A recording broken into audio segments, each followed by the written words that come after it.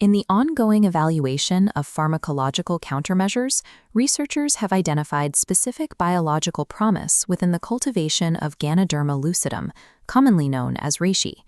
The focus of this modern analysis is the extract's therapeutic potential against the pathogenesis of SARS-CoV-2. Historical botanical records document this macrofungus extensively, but modern medical application requires a hard boundary between traditional use and proven systemic efficacy. To validate its clinical utility, we have to isolate and measure its performance through objective, verifiable scientific data. This requires evaluating a specific hierarchy of evidence, beginning with molecular docking in vitro, advancing to actual viral clearance in vivo animal models, and culminating with human clinical hematology. Following this progressive data stack provides a clear, structural view of how Ganoderma actively functions inside a mammalian host. We begin at the baseline in vitro scale, examining the isolated physical interactions between host cells and viral geometry. SARS-CoV-2 initiates an infection by utilizing its spike protein to successfully dock with the human ACE2 receptor. To physically disrupt this docking process, researchers isolated a specific secondary metabolite from the fungus called Lucidenic acid A. This molecule is a highly oxidized triterpene native to the Ganoderma species.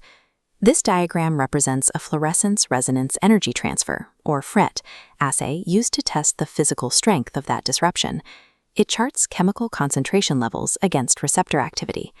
Through virtual screening, researchers identified this specific triterpenoid as a highly stable binder to the human ACE2 receptor.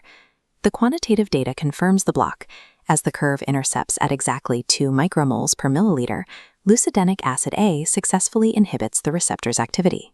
At this baseline molecular level, these specific metabolites physically occupy the receptor space, directly stripping the virus of its ability to dock. Establishing a baseline block provides the mechanics, but the defense must hold against subsequent structural mutations. Researchers expanded the testing parameters to target highly infectious spike mutations, specifically the Delta and Omicron variants. This phase of testing introduced a second essential active compound, GMI, or Ganoderma microsporum immunomodulatory protein.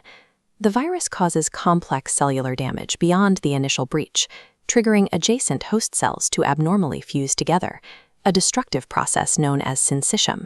Syncytium violently disrupts cellular architecture, melting distinct healthy membranes into a single dysfunctional mass. Testing demonstrated that GMI effectively halted infection pathways across multiple cell lines. It prevented cell-free viral binding and entirely stopped the physical fusion of syncytium. Together, these isolated proteins yield a robust defense mechanism that remains active regardless of specific viral variations at the in vitro level. Molecular docking provides a theoretical foundation, but that mechanism must be tested within the complex biology of a living system.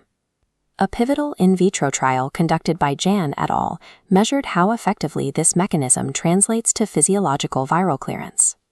The study utilized infected golden Syrian hamsters, a standard animal model for evaluating respiratory pathogenesis.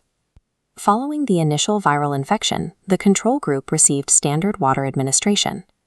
Simultaneously, the treatment cohort was administered controlled doses of Ganoderma lucidum extracts. This chart compares the physiological results, measuring the actual viral load remaining in the lungs of the two groups. The benchmark data shows a stark differential.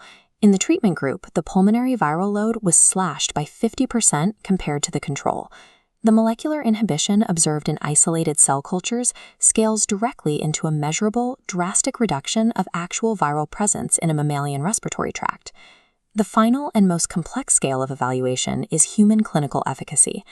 The scientific literature does not currently contain large-scale Phase 3 monotherapy trials evaluating the fungus as an isolated standalone cure. However, robust data has emerged from controlled pilot studies, focusing on how the extract sustains systemic hematological parameters during active infection. Look at this hematology panel. COVID-19 actively degrades the host's immune architecture, causing essential total white blood cell and lymphocyte counts to plummet into dangerous deficits. A controlled clinical study tracked 150 infected patients, administering 0.3 grams of Ganoderma powder per kilogram of body weight daily for a 10-day period. The treated cohort experienced a statistically significant increase and rapid stabilization in both lymphocytes and total white blood cells. This rapid stabilization of immune parameters closely mirrors the physiological recovery observed in patients receiving human convalescent plasma therapies. A secondary double-blind trial supported these outcomes. Patients taking a natural compound matrix including Ganoderma, lycopene, and sulforaphane exhibited severe drops in oxidative stress, correlating directly to a reduced duration of mild COVID-19 symptoms. In human trials, the proven clinical value centers tightly on buffering the host's hematological architecture against systemic collapse. Evaluating Ganoderma strictly as an aggressive synthetic viricide misinterprets its actual pharmacological profile.